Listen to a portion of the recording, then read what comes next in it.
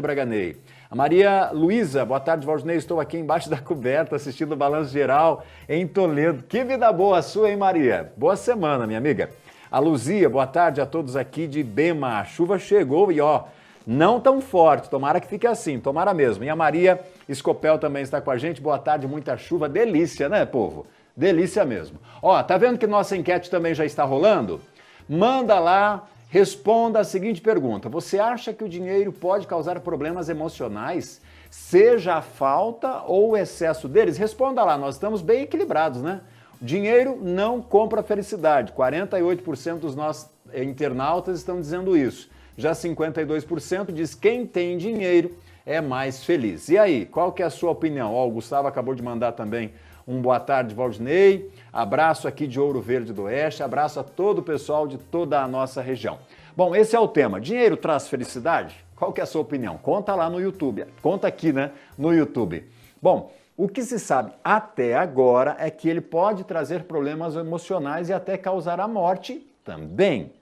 A nossa vida financeira é assunto dessa live de hoje aqui no YouTube, nesta série, né, sobre saúde mental em alusão ao Setembro Amarelo.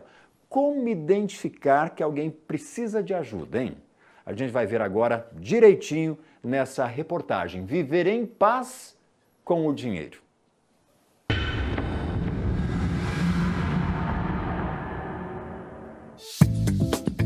O ditado popular pode até dizer que dinheiro não compra felicidade, mas a falta dele pode sim trazer angústia, ansiedade, tristeza e até depressão. Se você não tiver dinheiro para dar comida para os teus filhos, para você morar num lugar decente, para você comprar comida no supermercado, né? Acaba sendo um estresse muito grande, né? Não traz para gente que não tem. Se você não consegue sustentar o mínimo sua família, deve tirar o sono. Uma empresa especializada em saúde financeira fez uma pesquisa com mais de 1.600 brasileiros trabalhadores de carteira assinada. Esse estudo revelou que 74% dos entrevistados colocam no ranking, em primeiro lugar das preocupações, o dinheiro. O estudo também apontou que 71% dos entrevistados já sofreram de ansiedade por conta da situação financeira. Outros 58% disseram já se sentir desanimados por conta do dinheiro.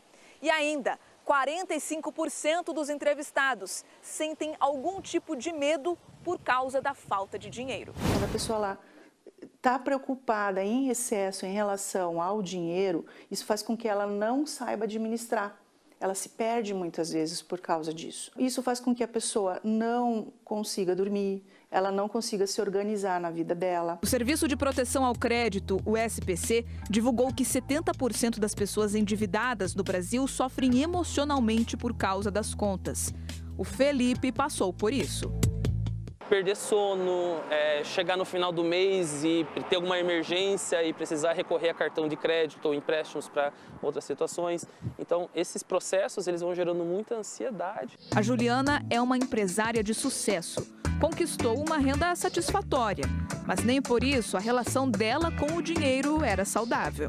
No meu caso, não era a falta do recurso, era o medo de não saber lidar com o recurso. E o que a Juliana aprendeu, ela levou para dentro da empresa dela.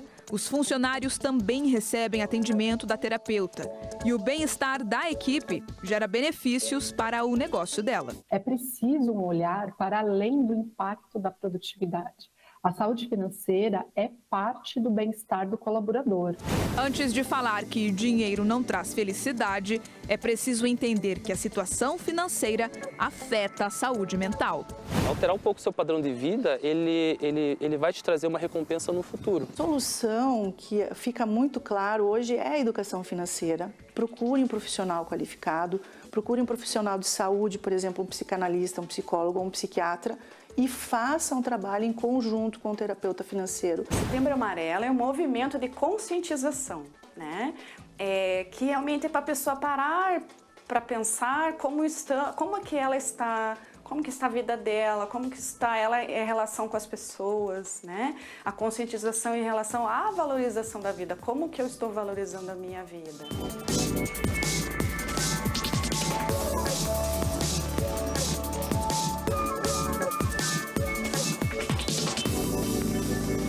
Não tem como dizer que o dinheiro não impacta, né? Seja positivo ou negativamente na nossa vida, na nossa rotina. É o que você viu então aqui nessa reportagem muito bem produzida pela nossa equipe aí para falar sobre a depressão, que também pode vir a partir de dificuldades, de problemas relacionados às finanças. Aqui no estúdio do Balanço Geral nós estamos recebendo a Daniela Delfino, ela é psicóloga. Tudo bem, Daniela? Tudo Seja bem, bem-vinda mais uma vez. Obrigada. Obrigado. Que bom que você aceitou o convite para a gente bater um papo, falar sobre finanças. É um prazer estar aqui. Isso que nós vimos aqui na reportagem, você estava assistindo também. Dinheiro nem sempre traz felicidade.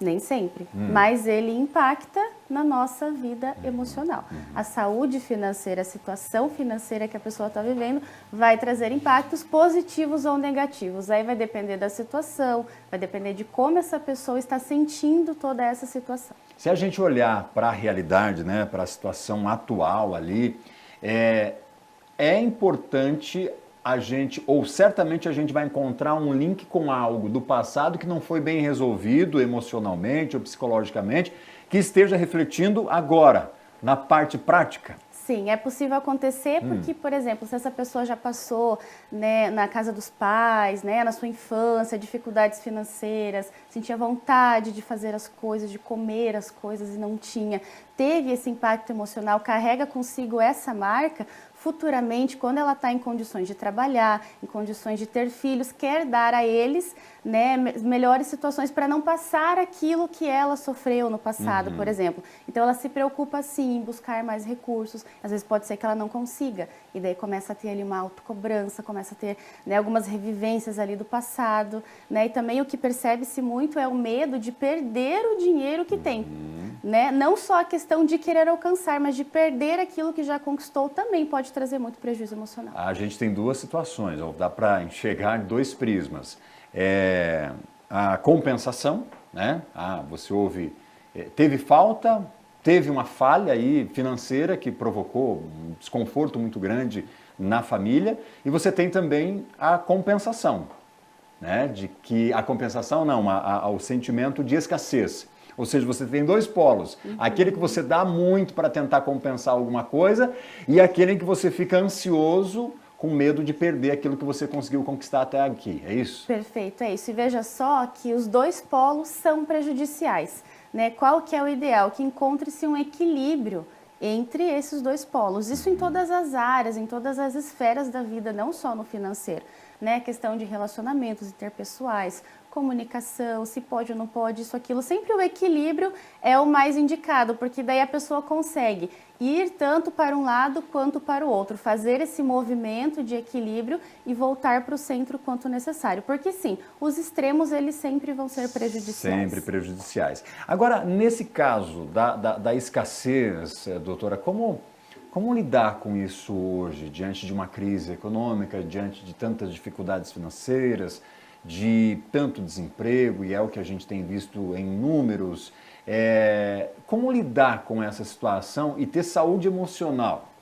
Olha só, vamos pensar o seguinte, uma coisa que é muito difícil das pessoas lidarem é com a falta de controle sobre coisas, sobre esferas da vida, né? E às vezes a situação financeira tem partes dela que está ao nosso controle e tem coisas que não. Por exemplo, agora com o advento da pandemia, muitas pessoas perderam o emprego e não foi por falta de qualificação, né? Coisas que diz respeito a ela, foi por uma situação que fugia do controle, né? O empresário lá teve seus motivos para que isso acontecesse, também foi afetado pela situação econômica, também fugiu do controle dele.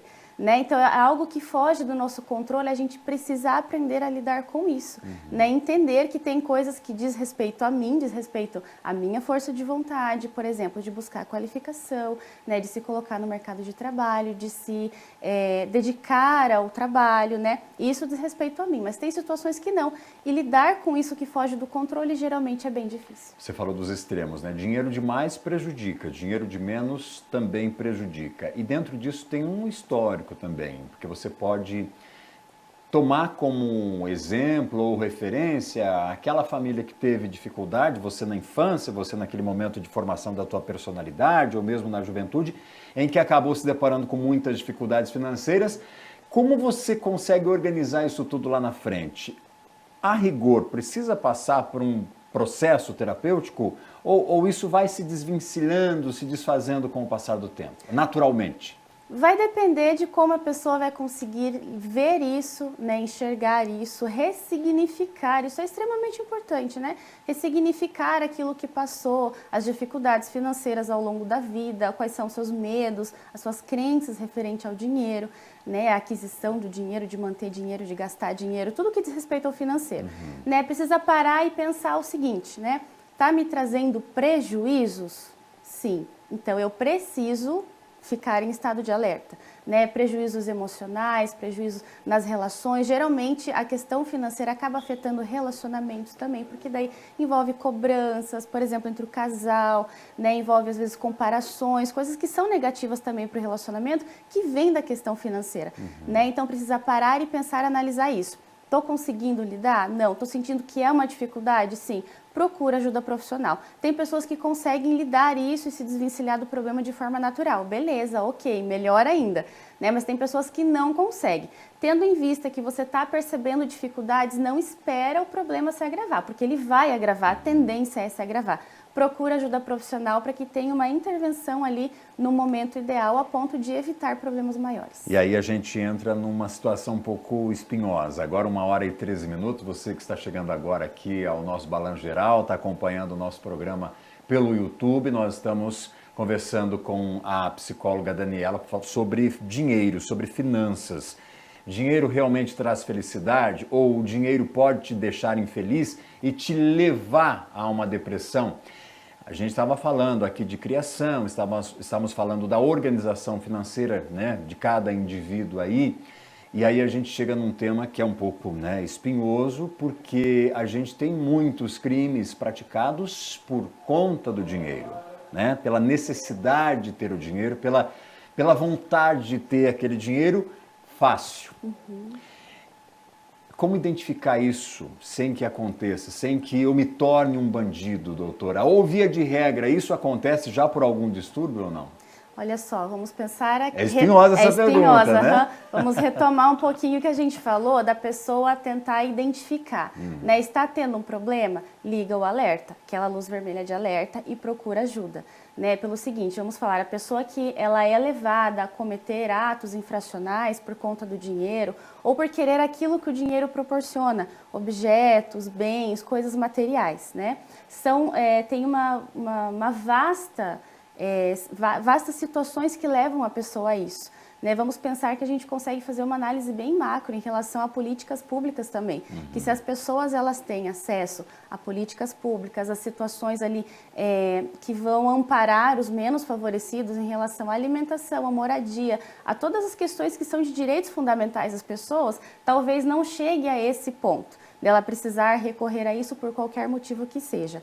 Né? Então é uma situação assim multifatorial que a gente consegue abranger muitas questões que envolvem isso. Mas sempre é importante então entender, né, identificar que tem o problema e procurar ajuda. Né? Converse com alguém, troque essa ideia com alguém, fale o que você está sentindo com alguém, porque talvez você não percebe que precisa, mas alguém, o teu amigo que está conversando vai dizer, olha, eu acho que você está com problema. O que você acha de tal e tal coisa, né, para que a pessoa consiga entender melhor o que está acontecendo. Eu quero saber como que a psicologia, como a terapia pode ajudar, mas antes, vamos mostrar como está o nosso YouTube ali, aquela enquete que nós fizemos, o dinheiro traz felicidade, nós lançamos essa enquete, você pode participar, tá empatado ali, 50-50.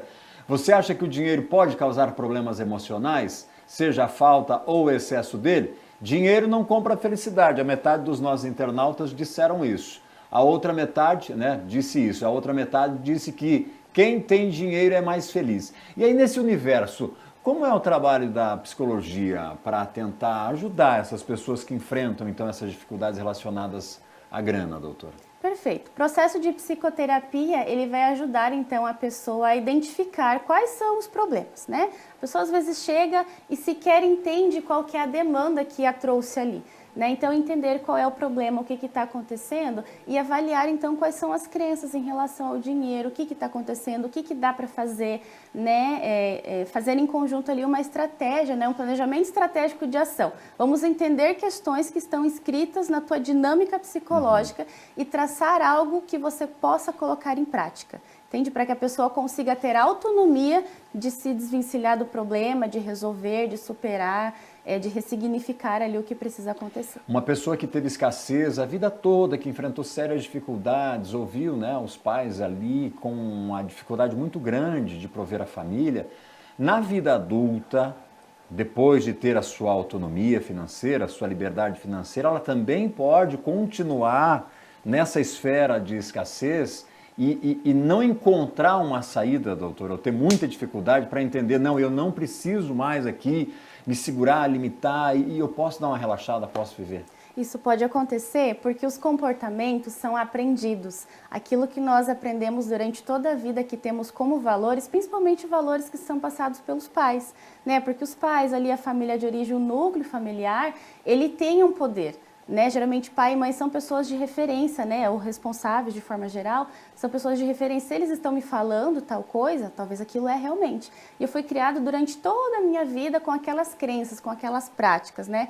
Ou de que tem dinheiro e não pode gastar, ou de que não tem dinheiro, a vida é assim mesmo e se vira com o resto, né? Então são as crenças que passam a se tornar autorregras na vida da pessoa. Ela pode sim continuar, né, fazendo da forma com que ela sempre aprendeu, ou ela pode então ir para o lado oposto, né, falar assim, não, eu sofri tanto na minha vida, hoje eu entendo, né, o que aconteceu, teve importância, me fez dar valor às coisas, mas eu acredito que se eu tenho recurso, eu posso investir então em qualidade de vida, né, posso sair com os meus filhos, posso sair fazer um lanche, posso fazer alguma coisa, se permitir a usar o dinheiro de forma positiva e responsável. E o contrário também existe, aquele que enfrentou escassez, quando ele se depara com uma vida um pouco mais confortável, é o gastar sem se organizar, sem pensar e mais no instinto mesmo, né, na emoção. Isso. Também é preciso aí cuidado, são os polos que precisam de atenção.